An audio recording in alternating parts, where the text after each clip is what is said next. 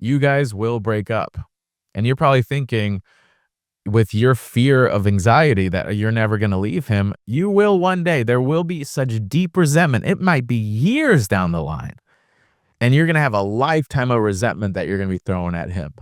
And he's going to be like, why are you such an asshole now? Why are you coming at me for? Why are you going this? Why are you going that? Why are you going that? And he's like, oh, well, now you expect him to be self-aware and give you this big apology and change.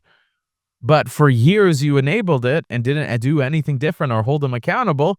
And then he doubled down on who he was. And now you guys are older. And now you want this old dog to learn new tricks. And it's really difficult to do so. And then it's the hard reality of discovering, wow, this is just who he is. This is who he always was. This is who he'll always will be. The Self-Hype Podcast. Hello, everyone. Welcome to the Self-Hype Podcast. It's your boy, Eli Vasquez, and I'm so excited to chat. I'm so excited to hang. I'm so excited to vibe because I'm always so excited. Oh, can you imagine if I started an episode where I'm like, hey, everyone, I'm not excited? Oh, that would be kind of poopy pants. But no, with this episode, we're going to talk about how to seek emotional safety in dating and relationships. We're going to discuss all the things in terms of if you struggle with anxiety, maybe you struggle with an avoidant tension, how conflict and how to create a culture of conflict in the relationship, and why facing fear is the ultimate way to seek emotional safety and self-discovery in yourself, and also in finding the right partner. So let's get into it. Yay! What's up, party people? How's it going? I hope everyone's doing fantastic. I'm about to head to Mexico City. That is right, Mexico. I'm meeting with my aunt to Mexico City. And yeah, this is gonna be an adventure. I haven't been in Mexico City for like a year. If you guys have been following me and listening to me and vibing with me, you guys know I've been traveling around the world last year. I was going through a breakup and traveling the world of self-discovery and healing and personal wellness and therapy. And 2025 was really just establishing my life as an adult. So me being 35, I know everyone always asks, Eli, how old are you? How old are you? And I know I said 35 and someone was like, damn. And then now I feel sad and like I'm an old ass. No. But yeah, I turned 35 this year. And, you know, I really felt at the end of the year of, at the end of 2024, I felt like I did it. I felt like I traveled. I felt like I did the self-discovery, at least in this era of healing where I was ready to live versus heal. And, you know, I really kind of faced a lot of ego deaths, and I wanted to kind of see, you know, what life can be for me in terms of slowing down. And when I say ego death, I mean, it's that big moment of facing yourself where last year I had to really face that, you know, I was living a life of just achievement. I was only as good as the last thing I did, the last thing I accomplished, and not feeling enough in the in-between. I always felt chronically alone, and my priority was only career, where I finally faced the fact that my legacy is not going to be some award or some $1 million in the bank. My legacy is going to be what people say about me, and in particular, what my wife says about me. So it was kind of going on this journey of self-discovery and really wanting to have Chicago be a hub and a home for me, and to see what comes with it. My family's is from right outside Chicago, and I'm closer to my grandmother, my siblings, and I have a creative community here, and the place has always like been home. So, you know, I gave it a year to make Chicago happen. I don't know why I'm being all self-reflective, but on this episode, I'm such a yapper. This is why I have a show.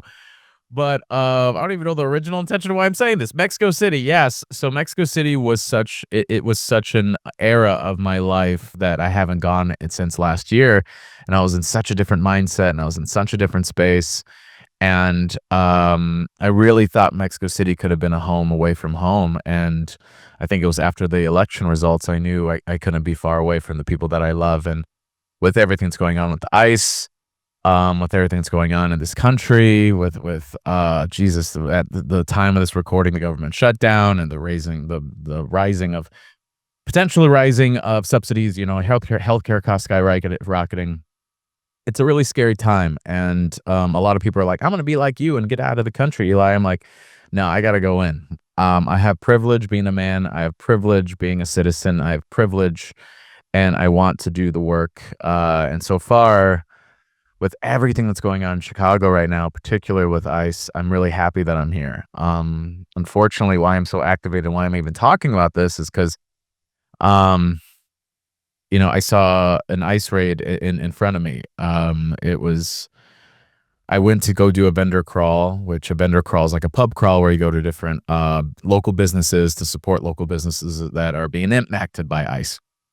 So a lot of people aren't going to restaurants and shops because they're scared in prominent Latino communities, and these businesses are struggling. So nonprofits have been putting together vendor crawls so people in the community could go and support these businesses. So I go with a friend and they cancel it 15 minutes before. And we already got to the meetup point, which was a restaurant. And we figured, okay, well, let's just have lunch here. And we already started noticing certain things. First off, the restaurant was empty and it was just the owners and the family. And they would lock the door every time someone would leave or come in, just in case someone wanted to come in. And there was a whistle system in the community where they whistle if there's any ice activity going on. And not thinking anything was gonna happen, sure enough, it happened, and, 4 cars came up, they, blocked the intersection, military gear, guns, the whole 9, grabbed a man, and, put him in handcuffs as the community was crying, yelling, screaming. Everyone in the restaurant ran up to the front windows, and just everyone was in tears. And to not make it even worse, we thought it was over, and then we heard 2 loud booms, and we saw that they were throwing tear gas grenades. And as I ran up to the front in that moment, I was like, "Wait, okay, so I gotta see what's going on. There's children out there. Let me run up." So before I could run outside, a father and a child come like, "Let us in, let us in, let us in." The child was crying, and because he was just scared. And there was this moment where there was this very cute little girl at the restaurant just running around. But she takes it upon herself to see that little boy and cry. She walks up to him and she hugs him. And it's these 2 little kids holding each other, consoling each other as there's so much chaos going around them. And we talk about nervous system, we talk about anxiety, we talk about all those things in relationships. This is very much a byproduct of these children's childhoods, which they will be impacted for the rest of their lives. I was impacted by that one moment. It's different not seeing it on a screen versus seeing it in person, and being around communities and people and families and children and elderly who have to wake up every single day and go to these stores and go to work, not knowing if they're gonna be here the next day, if not the fat person that they love, they'll get to see again. And it's hard being Latino and seeing of it because these people look like me. And we're talking vulnerability in relationships. We're talking how to create safe space. And I'm emotionally raw right now as I'm recording this episode. And I try to be as honest as I can as I navigate these episodes. And I try to just share my heart and my soul and my spirit. And we have some laughs along the way. But I think it's important just to take a moment of really understanding the psychology and the nervous system that's at play with these families and these communities because they will forever be worried and scared. Even whatever happens in the future, hopefully this thing gets chilled out and fixed, they will always be scared. They'll always be impacted. And if you ever dealt with a level of anxiety in your relationship or otherwise, that little girl and that little boy will have a layer of anxiety that they will have to carry and manage and work on for the rest of their lives. And this is the power of voting. This is the power of being active in your community, and this is the repercussions of it. So I just wanted to take a moment of that. I just wanted to be like vulnerable and open with my emotions as we navigate this episode of safety and safe space. Because now more than ever, our partner in our relationships should be our safest space right now. I think with everything that's going on in this country, if you can't reach out to your partner and they can't hold you and they can't trust that you're having an emotional response and they can't trust that and it creates space for you, then what the hell are we doing? Life is hard. Things are unexpected. Things are scary. And if your own home and your own person can't be a safe space for you, then it just is going to create that much additional weight to the unknown of what's happening outside those doors.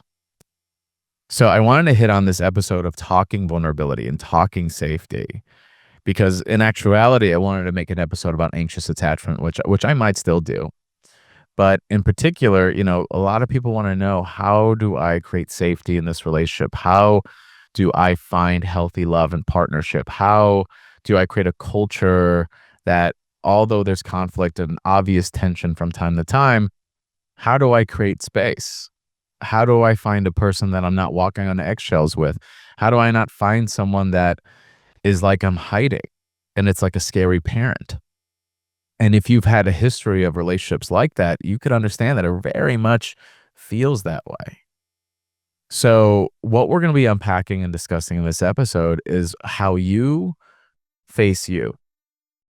And what I mean by that is the number one strategy in finding safety in a relationship is by you leaning into your vulnerability and actually sharing your feelings.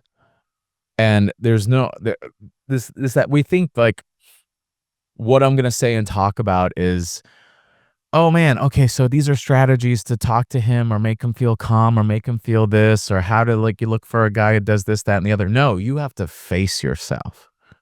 That is how we find safety in relationship, is facing the scarcity, facing the fear, facing the tension. If it's being a cool girl and not wanting to be too much, or if it's not wanting to be abandoned and left, or if it's all the things and then some in terms of childhood trauma and you're not used to speaking up for yourself, so you find a partner who's just taking advantage of it. How we find safety is giving opportunity for people to give you safe space. But in order to give them opportunity, it requires you to verbalize your needs and verbalize your emotions and feelings and verbalize all the things that's going on in the relationship, that's going on with you. And the reality is, and you're probably scared for me to even hear that. Say, Eli, every time I share something, he's mean to me. Every time I share something, he claps back at me. He yells at me. This, that, and the other. This episode is not about how to cater to him so he can love you. This episode is showing the only way to find proper real partnership is facing that scarcity fear and finding out if he could create safe space for you and have the capacity to do so. Because outside of that, a relationship ain't worth a damn thing. That's like, if you don't have that, if you don't have two people that are able to stay in the fear, stay in the dysfunction, lean in the vulnerability, and men might not be perfect, but agree to face it in a healthy, direct way. If you don't have that in your relationship, I don't care how much fun you have. I don't care how exciting he is. I don't care how deep down he's a really great guy. I don't care about any of that shit. Because at the end of the day, all that is just a really good paint job, a Ferrari that's popping with the decal and all that, some Fast and Furious car. But when you open up the hood, it's a potato attached to a battery. It's a car. It's the greatest sports car with no engine. And I know some of y'all feel me when I'm talking about that. You have this exciting relationship on the surface. It's so dope. It's so great. Oh my God, the sex is great. The passion's great. You guys drinking. You guys are having fun. Oh my God, he makes my family laugh. He makes my parents laugh. He's so funny when he feels like it. But God forbid you wake up one day and he's quiet. God forbid you wake up one day and he pulls back. God forbid you wake up one day and he's looking at you with the side eye and it's bringing tension. God forbid you're in a relationship where you don't even want to get out of bed because you know he's outside and you just want to take a moment of peace because you're with yourself. And unfortunately, some people that are listening to this episode know exactly what I'm talking about and exactly what I mean.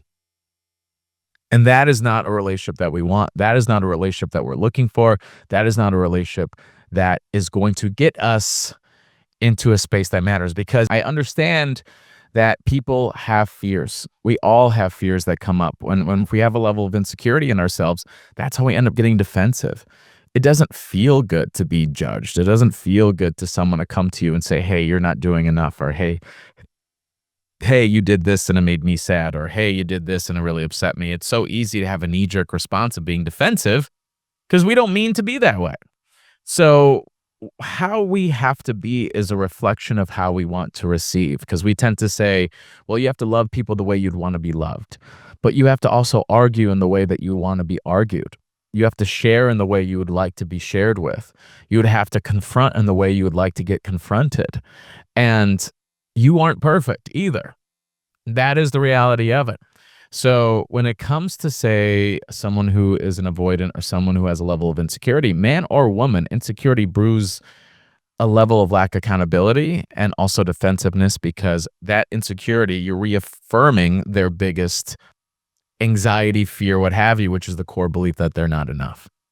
So it's really important that we find people in our lives as we navigate love and dating who can be self-aware of their shortcomings and their insecurities and their imperfections. And it's really hard to navigate that in dating because men have a lot of ego. They don't want to say that they're weak. They don't want to say that they're imperfect. They don't want to say that they get emotional at times. But it's really important to know if a man's self-aware, because if he does not know that, if he's not aware of that, when there is tension, argument, and all that, he's going to be just locked in on how he feels versus taking a moment to regulate and say, okay, what is the best course of action based on my feeling? For the record, when it comes to emotional safety, it's not so much about not having any emotions or not having any feelings. It's about having those responses, but taking a beat and asking yourself, what is the best way to share this? And taking a beat to say, okay, what does this action make me feel? What is the story behind that feeling? What is an action that he can do to help me like calm and nurture that? And what is something I can do to hold myself accountable to calm and nurture that? Because some of the times we get emotional responses and it's just based on fear or anxiety or all the things, and it has nothing to do with him. He didn't text you back for a couple hours on a Saturday night. What was he doing? What is this? What is that? And now I'm tense. And then he texts you back, hey, sorry, baby, my phone was in the closet or somewhere. Well, yeah, he's probably lying. He's probably this. He's probably that. So I'm going to be quiet and I'm going to be standoffish and I'm going to have tension. I'm going to have problems. And I have all these things. Come on. Like, we are not being vulnerable. You're getting defensive. We talk about men being defensive. You could be defensive too. It's him saying, hey, what's wrong? Nothing. No, like, you seem sad. What's wrong? Nothing. That's you being defensive. That's you shutting down.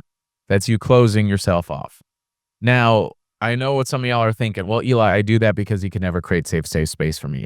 If I bring it up, then it turns into a big fight. Well, then we got other issues. Then we are noticing patterns. So the big thing that you need to understand when navigating conflict and trying to create safety in a relationship, safe space in a relationship, is looking out for patterns. What are the patterns in our relationship that is creating tension? And if that tension is left unchecked, it's going to create resentment. If that resentment goes unchecked, that's when people start cheating, yelling, screaming, and all these other things. So it's an act of love to be vulnerable. It's an act of love to express yourself honestly. It's an act of love to just take a beat and a moment to receive and listen, or else the relationship is going to destroy itself. It is a non-negotiable to create safe space in confrontation argument. It is a non-negotiable to lean into vulnerability in a relationship, because if it's not, that is not the case, you guys will break up.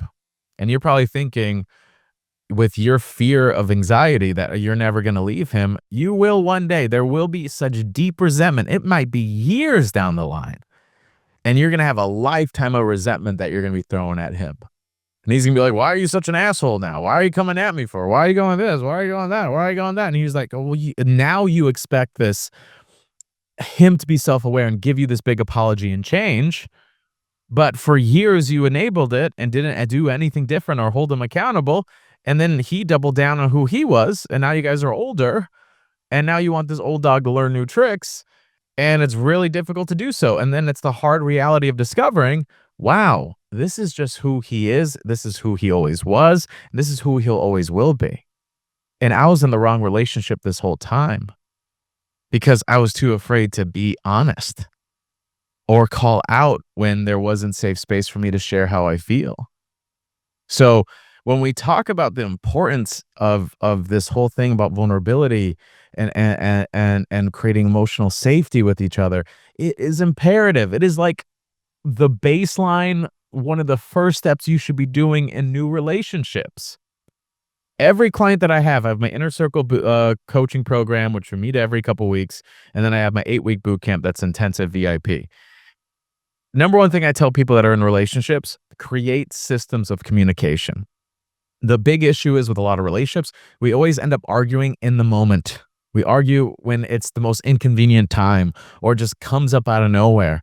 By you creating safe space, say scheduling your arguments, scheduling the things that were coming up for you, scheduling this where you know what's coming and you have time to emotionally process and you have time to regulate yourself and he is prepared to completely focus on this and not the football game or not the cheeseburger that he's eating or not the party that you guys are at, then you guys could actually face and hear from each other.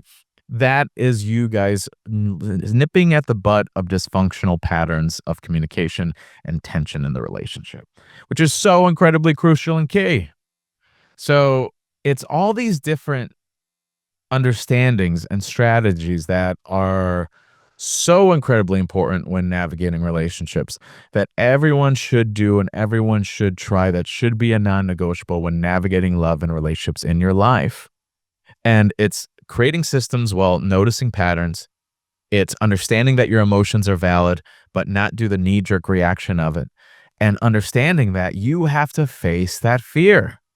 That fear is one of the most ultimate things you have to face. How we get to a secure attachment is facing your fear. I will self-disclose and say, my biggest struggle in relationships in the past was shutting down, was pulling back, was being too afraid to express myself, and I'm still afraid to do it. I know when it comes up and I'm scared. I'm afraid to say the wrong thing or do the wrong thing or have this word come off a certain way or them getting pissed off and angry. And the issue is I didn't share enough in relationships and I built resentment. Or the few times I did share, it was not a good space, but I stayed anyway. And how we realize who is our person is how they hold that space. And they're not meant to be perfect. Maybe in the moment they don't have the capacity to really hold your hand through it, but what matters is them taking accountability of them not being perfect in that moment. What matters is them saying, you know what? I wasn't the best last night in our argument, and I'm really sorry. And it's so incredibly crucial to have those experiences because that's how you build trust. Trust isn't, oh, you're never going to hurt me. You're never going to make me sad. You're never going to do anything. No, I'm learning that I can trust you because even in imperfections, even in arguments, even in tension, you show up and you hold my hand. You show up and you take accountability. You show up and there is nothing, and I'm sorry, ladies, I will challenge me to the end of time. There is nothing sexier than safety. There isn't. He could hit it good. He could throw you around. He could throw you on your shoulder. He could lick all your toes. He could do all those things. But what is the sexiest thing? That I feel safe with him, that all my tension is gone and I feel seen and I feel loved and I feel nurtured and I feel cared for. And tell that to your man. You want me to do that nasty thing that I only do on your birthday? Best believe if you make me feel safe when I come at you with emotional responses and you kiss my forehead and say, okay, baby, let me hear you. How can I support you? Do you just want to be heard right now? And tell him it's so easy. And ladies, you got to let go of the whole thing where he should just know and he should just know and he should just know and he should just know. That's how it ends up being a man pushing up a rock up a hill and him sliding all the way down and him losing hope. You got to acknowledge his progress. Acknowledgement is so key. So if he's learning to love you and he's learning to kind of do this work, and you got to acknowledge what he's doing in a good way as well. Because if you keep saying you suck at this and you don't do good at that, and with no positive reinforcement, it's really hard to want to continue a relationship with somebody or at least not build resentment. And there's something that is really beautiful about saying the thing that's not cool, saying the thing that doesn't feel good, just saying the thing. And it is very scary. But I will tell you, if you could break out of the mold of being the cool girl, out of the mold of sitting in your anxiety and not wanting to be too much or take up too much space and share stuff, and then he holds your hand and says, "Okay, let's work on it. I'm here for you." Come on. But we don't. We hold it in. We're fearful. We don't express. We don't share. And then we're in a relationship for years just to realize that he never had the emotional capacity to care for us to begin with. So that that is so incredibly crucial, is understanding how important it is, but also the positive acknowledgement along the way. That positive acknowledgement is going to take you so far, because especially when it comes to men, we just want to be seen. We just want to be acknowledged. We just want to be respected. And you saying, "I love that you did that and it made me feel so good. Thank you so much, baby." Oh, great. I love it. She's happy. Fantastic. Because we're tense too. Men are also nervous and we're in a relationship. If our girlfriend's quiet, oh shit. Okay, our girlfriend's quiet. Oh my god. Okay. All right. What's wrong? What did I do? I forgot to throw out the trash yesterday. I forgot to do this. I forgot to do that. Oh my god. Okay, I got to switch that. I got to just say it, boo boo, or say I can't speak on it right now because I'm a little overwhelmed, but I would love to check in tomorrow. Great, love it. And leave him off the hook if he's laughing and he's looking at TV and his feet are kicked up and he's farting. I know it's frustrating, but you guys both agreed to this, and that's the reality of it. The number one goal is to not feed into the narrative and stories that your past memories are trying to let you see that is your current reality.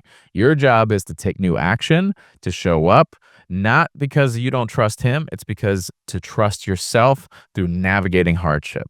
And if he cannot be there with you to co-create, then that's the clearest sign that he's not your person, and then we keep it moving. But it's trusting yourself to face that fear.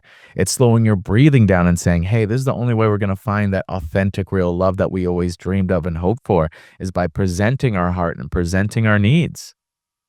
And if you're in a long-term relationship and that you've never had this, just start with one singular action that he can take to learn to love you. He doesn't have to be perfect, but you guys check in every couple weeks, do that emotional check in like I talked about, sit down, drink some tea, talk about the last 2 weeks, a week, or whatever. How did it go? What worked well, what didn't, what have you. And if there's pushback, if there's anger, if there's resentment, if there's all those things over one singular action, and you're expressing in a direct, loving way while acknowledging other nice things, you're allowed to say, "Listen, we have been trying this for a really long time. I'm really frustrated. I'm sharing this because I love you and I want to make this work. But long term, this is really difficult to see. And I am struggling right now." And if he doubles down to getting defensive, if he doubles down not creating safe space, then we got to really consider some things. Because sometimes people think they get too comfortable with each other and they think there's no real ramifications towards their disrespect and inaction. But you got to show them that there is. And you're not threatening them. You're just saying, "I really need you to know this because I love you." But a lot of us are in our own ways. And a lot of the times this stuff is not personal. A lot of us are just haven't dealt with ourselves and dealt with the things that we've gone through in our lives. So we pick these walls up of defensiveness and fear and all this stuff. And I mean, I'm still a human being and I still got so much work to do in my life, but there's still, I notice it and I could call it out. Maybe not all the time, but I could at least swallow my pride and lean in and say, "I didn't handle that the best and I'm sorry." And if I share that with a woman and then she throws it back at my face and say, "You see, you suck, you ain't this, you ain't that, you see, da da da da da," and they drag me, then that's not a safe space either. So there's this level of trust that we can make it work, but it requires the opportunity to take that leap, to be vulnerable and to share in order to create safety. But the first person you have to trust is yourself. You can't trust these people as you first starting this venture, but you can trust yourself. With me, I worked on my own inner core wounds, my own insecurities, my own lack of, and there's still some wounds that are there. Don't get it twisted, but I know that I'm enough. And because I know that I'm enough, I deserve healthy, substantial love. So it is my duty for myself to share my needs and wants in a healthy, loving way. And if they cannot create safe space for me, then they don't deserve me. And I trust that I'm going to step out of the relationship if I need to. Step out of a relationship sounds like I'm like hooking up with their cousin. I mean, like break up with them. So I implore you to take the challenge. I implore you to dive in and dive into some of these strategies and know that sharing and expressing your vulnerabilities is the number one crucial way to know if it's a healthy partnership or a potential of a healthy partnership. And you could do this in the early stages of dating too, of just sharing, hey, that didn't really feel good to me. Oh wow, okay, you're a little too much. All right, listen, bro. All right, we're interviewing here. All right, and you're showing up to the job interview with chonies on and ice cream stains on your t-shirt. And this ain't making me feel too good right now. So have the audacity, and it's going to require a whole lot of inner child love and a whole lot of facing your fears. But this is why we're on this earth. This is why we're doing this work on ourselves. And it is a privilege to be able to do this work because some people are not even thinking about love. Some people are not even thinking about dating. They're just hoping and praying to God that them and their family doesn't get taken today. So realize, and I don't say this to make you guys feel bad at all. I have a platform. It's important that I share these things, especially when it's on my heart and it's on my sleeve and it's in my throat. And I appreciate you guys listening and hearing my story through this. But also, I just want this to create a level of perspective of how beautiful you got it, to be able to have you push yourself to explore. And I'm so proud of you because we get to.